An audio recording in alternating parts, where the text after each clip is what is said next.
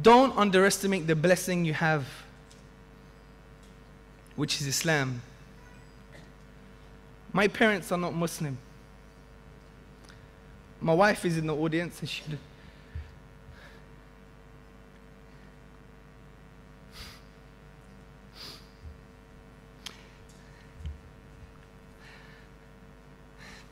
she knows how much I love my parents.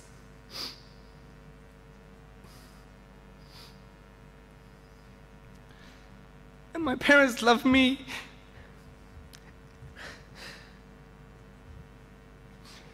Every day, my dad says to me, he loves me. Many of us don't even have this as Muslims.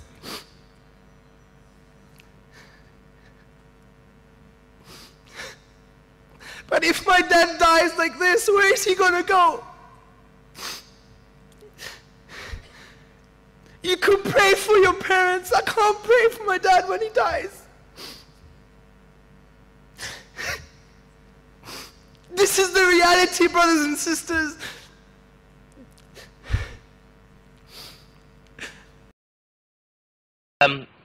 Right, my question's a little bit personal, so there's a couple of things I need to know about you first, Hamza. So, firstly, do you love Allah?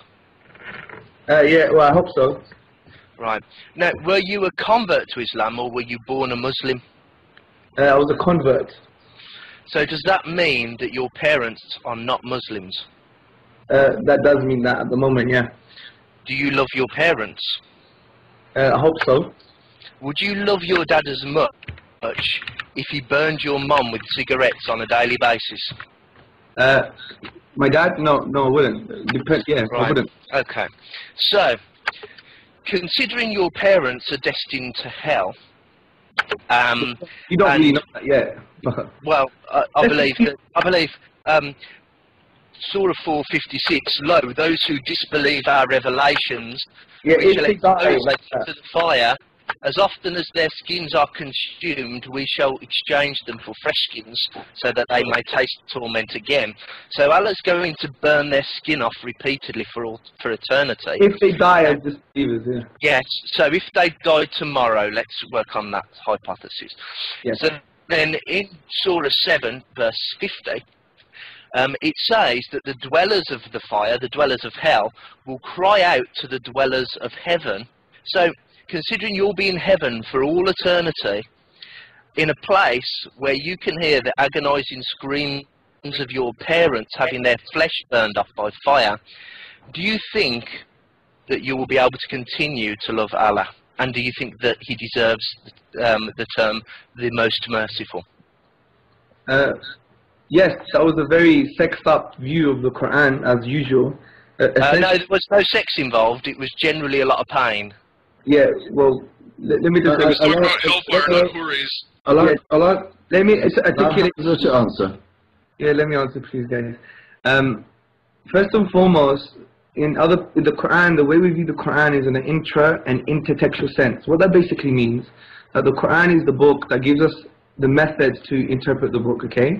So we have ambiguous and non-ambiguous verses, and we relate them together, we could come to an answer. The underlying view is, in Islamic theology, that you go to hell because you put yourself there. That is the reality.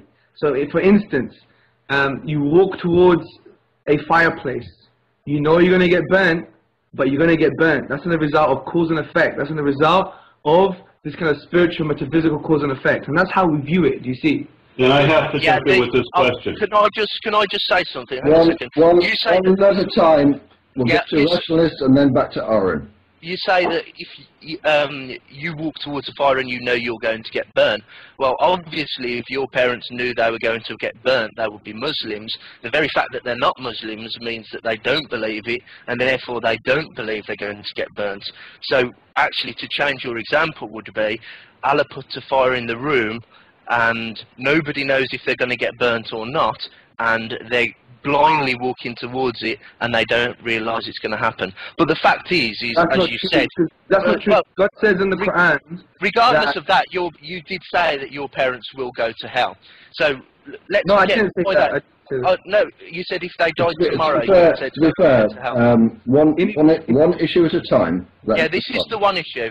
The one issue that I want to know is spending eternity in heaven, being able to hear the screams of the people in hell begging for water. Do you think that that person is worthy of love? The person, the entity that is torturing those people is worthy of love, especially when you consider that it could be someone that you love, such as your parents. You see, the Quran answers this in the best way. What the Quran says is that the people in hell would not believe and would not say that any injustice has been occurred unto them. So it's a reality that they know they have been accounted for and that they deserve what they get. This is the reality of hell. It's not something let me clarify that, because there's dangerous ground you're treading on here.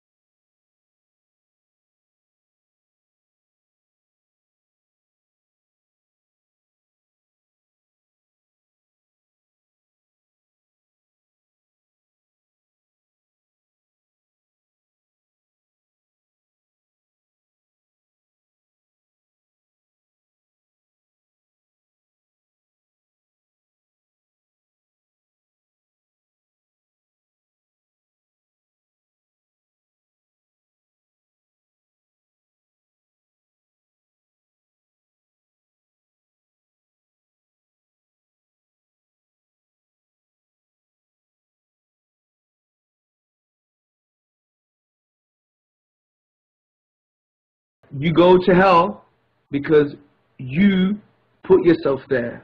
That is the reality. But you're going to get burnt. That's the result of cause and effect. That's the result of this kind of spiritual, metaphysical cause and effect.